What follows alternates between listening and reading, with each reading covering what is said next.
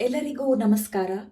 ಬಾಳೊಂದು ಭಾವಗೀತೆ the review show ಚಾನೆಲ್ಗೆ ತಮಗೆಲ್ಲರಿಗೂ ಆತ್ಮೀಯವಾದ ಸ್ವಾಗತ.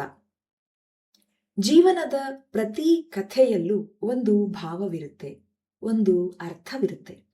ಈ ದಿನ ನಾವು Bhay the Gaurav Tiwari mystery web ಸೀರೀಸ್ನ ಕಥೆ ಮತ್ತು ವಿಮರ್ಶೆ ಮಾತ್ರ ಅಲ್ಲದೆ ಅದರ ಹಿಂದಿರುವಂತಹ ಭಾವದ ಬಗ್ಗೆ ಕೂಡ ಚರ್ಚೆ ಮಾಡೋಣ. ಭಾರತದ ಫೇಮಸ್ ಘೋಸ್ಟ್ ಹಂಟರ್ ಒಂದು ಬಾತ್ರೂಮ್ನಲ್ಲಿ ನಿಗೂಢವಾಗಿ ಸಾವನ್ನಪ್ತಾರೆ ಮತ್ತು ಆ ಸಾವು ಇಂದಿಗೂ ಹಲವರಿಗೆ ಕಾಡುತ್ತಾ ಇದೆ. ಈ ಕುರಿತು ಈ ಸರಣಿಯನ್ನ ಮಾಡಲಾಗಿದೆ. ಈ ಸರಣಿ ಗೌರವ್ ತಿವಾರಿಯವರಿಗೆ ಒಂದು ಟ್ರಿಬ್ಯೂಟ್ ತರಹ ಇದೆಯಾ ಅಥವಾ ಮತ್ತೊಂದು ಜಸ್ಟ್ ಹಾರರ್ ಶೋ ಆಗಿ ಈ ಸರಣಿ ಇದೆಯಾ ತಿಳಿಯೋಣ. ಈ ಸರಣಿ ಅಮೆಜಾನ್ MX ಪ್ಲೇಯರ್ನಲ್ಲಿ ಲಭ್ಯವಿದೆ. ಅಭಿರೂಪ್ ಧರ್ ಅವರ ಘೋಸ್ಟ್ ಹಂಟರ್ ಗೌರವ್ ತಿವಾರಿ ಅನ್ನುವ ಒಂದು ಪುಸ್ತಕದಿಂದ ಈ ಸರಣಿ ಪ್ರೇರಣೆ ಪಡೆದಿದೆ.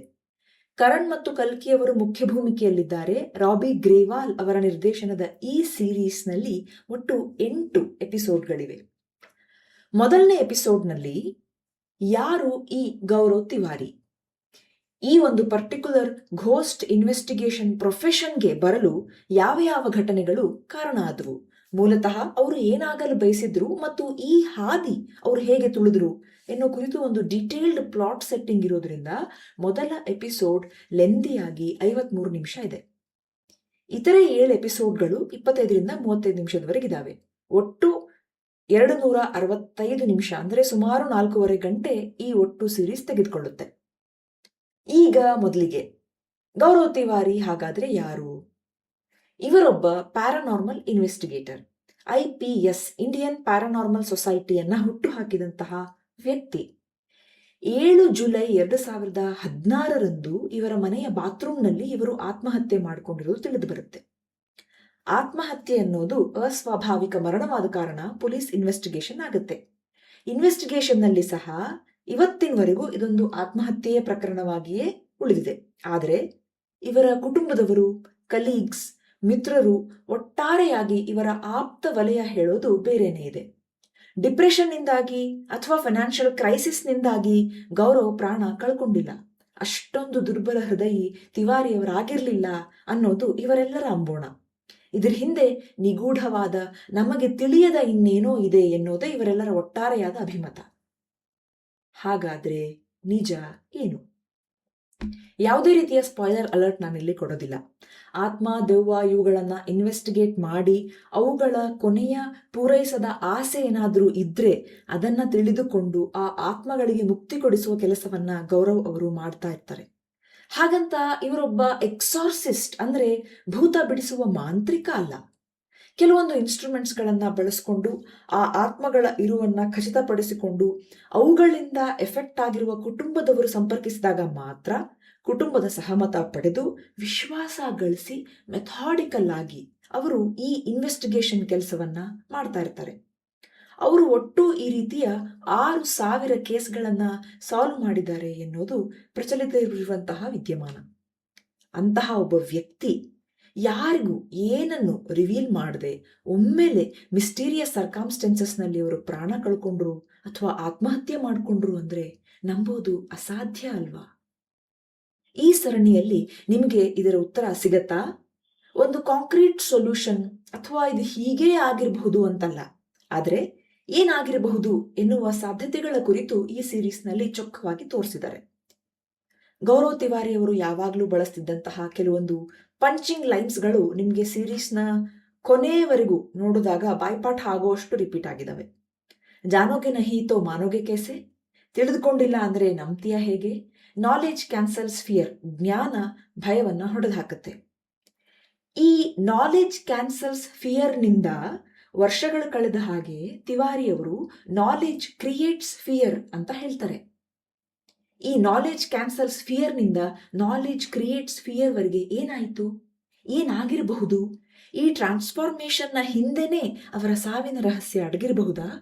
ಇವೆಲ್ಲವೂ ಸರಣಿಯ ಮುಖಾಂತರ ಪ್ರೇಕ್ಷಕರ ಮನೆಗಳಲ್ಲಿ ಉಳಿಯುವ ಪ್ರಶ್ನೆಗಳು ಅಥವಾ ಗೊಂದಲಗಳು. ಎಲ್ಲ ನಿಗೂಢಗಳಿಗೂ ಉತ್ತರ ಸಿಗೋದಿಲ್ಲ. ಉತ್ತರ ಸಿಕ್ಕರೆ ಅದು ನಿಗೂಢ ಹೇಗಾಗತ್ತೆ? ಈ ಸೀರೀಸ್ನಿಂದ ನೀವೇನನ್ನು ಎಕ್ಸ್ಪೆಕ್ಟ್ ಮಾಡಬಹುದು? ಡೆಫಿನೆಟ್ಲಿ ಇದೊಂದು ಬಿಂಜ್ ವಾಚ್ ಮಾಡುವಂತಹ ಸರಣಿ. ಒಂದು ಎಪಿಸೋಡ್ನಿಂದ ಇನ್ನೊಂದು ಎಪಿಸೋಡ್ಗೆ ಕುತೂಹಲ ಕೆರಳಿಸಿ ಮುಕ್ತಾಯ ಕೊಟ್ಟ ರೀತಿ ಅದ್ಭುತವಾಗಿದೆ. ಅದರಿಂದಾಗಿನೇ ನೀವು ಮುಂದೇನಾಯ್ತು ಅಂತ 8 ಎಪಿಸೋಡ್ಗಳು ಮುಗಿಯೋವರೆಗೂ ಕೂಡ ಸಮಾಧಾನ ತಾಳಲ್ಲ. ಅದೇ ಈ ಸರಣಿಯ ಗೆಲುವು. ಎಲ್ಲರ ಅಭಿನಯ ಕೂಡ ತುಂಬಾನೇ ಚೆನ್ನಾಗಿದೆ.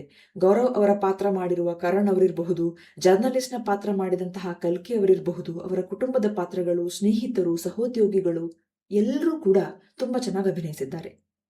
ಈ ಸೀರೀಸ್ ನೋಡುವಾಗ ಭಯ ಆಗತ್ತಾ? ಖಂಡಿತವಾಗ್ಲೂ ಭಯ ಆಗತ್ತೆ. ನೀವು ಹಾರರ್ ಪ್ರಕಾರವನ್ನ ಇಷ್ಟ ಪಡೆದವರಾಗಿದ್ರೆ, ದುರ್ಬಲ ಹೃದಯಿಗಳಾಗಿದ್ರೆ, ಅಥವಾ ಇದು ಹೀಗೆ ಅಂತ ನನಗೊಂದು ಸಾಲಿಡ್ ಉತ್ತರದ ನಿರೀಕ್ಷೆ ಇರುವವರಾದ್ರೆ ಈ ಸೀರೀಸ್ ನಿಮ್ಗಲ್ಲ. I will rate 9/10.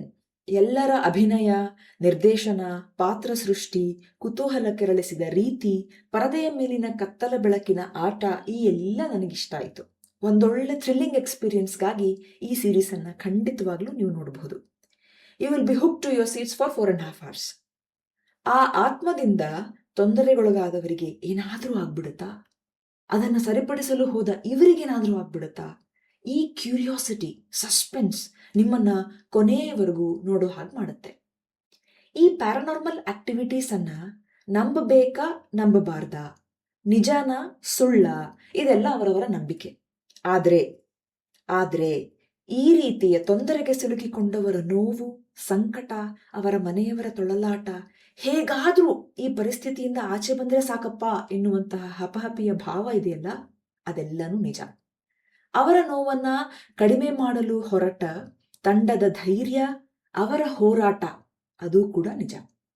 ಭಯ ಹಾಗೂ ಜಗತ್ನಲ್ಲಿ ಈ ಥರದ್ದು ಕೂಡ ಇದೆಯಾ ಅನ್ನುವಂತಹ ಒಂದು ಆಶ್ಚರ್ಯದ ಭಾವ ನಿಮ್ಮಲ್ಲಿ ಮೂಡುತ್ತೆ. ಈ ಸರಣಿ ನೋಡೋವರೆಗೆ ನನಗೆ ಗೌರವ್ ತಿವಾರಿ ಅವರು ಯಾರು, ಅವರ ಬಗ್ಗೆ ಆಗಲಿ ಏನೂ ತಿಳಿದಿರಲಿಲ್ಲ. ಅವರು ಭಾರತದ ಮೊದಲ ಪ್ಯಾರಾನಾರ್ಮಲ್ ಇನ್ವೆಸ್ಟಿಗೇಟರ್, ಇಂಡಿಯನ್ ಪ್ಯಾರಾನಾರ್ಮಲ್ ಸೊಸೈಟಿಯನ್ನ ಅವರು ಹುಟ್ಟು ಹಾಕಿದವರು ಅನ್ನೋದು ಕೂಡ ನನಗೆ ತಿಳಿದಿರಲಿಲ್ಲ. ಇದು ಗೌರವ್ ತಿವಾರಿ ಅವರಿಗೆ ಟ್ರಿಬ್ಯೂಟ್ ಆಗಿನೇ ಮೂಡಿ ಬಂದಿದೆ. ಪೋಷಕರ ಗಮನಕ್ಕೆ, ಇದೊಂದು mystery, suspense, intense emotions, super natural themes, psychological themes ಆಗಿರೋದ್ರಿಂದ 16 ವರ್ಷದ ಕೆಳಗಿನ ಮಕ್ಕಳಿಗೆ ಈ ಸೀರೀಸ್ ಅಲ್ಲ.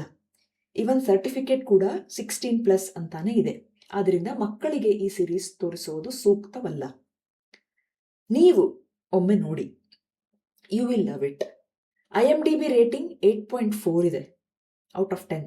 ಓಕೆ, ಮತ್ತೊಂದು ಸರಣಿ, ಸಿನಿಮಾ ಅಥವಾ ಪುಸ್ತಕದ ಮೂಲಕ ಮತ್ತೆ ಸಿಗೋಣ. ಅಲ್ಲಿವರೆಗೆ ಯೋಚನೆ ನಿಮ್ಮದಾಗಿರ್ಲಿ, ವಿಶ್ಲೇಷಣೆ ನಮ್ಮದಾಗಿರ್ಲಿ, ಬಾಳು ಹಾಡಾಗಲಿ, ಭಾವ ಜೊತೆಗಿರಲಿ. ನಿಮ್ಮ ಸಮಯಕ್ಕೆ ಧನ್ಯವಾದಗಳು. ಮತ್ತೆ ಸಿಗೋಣ.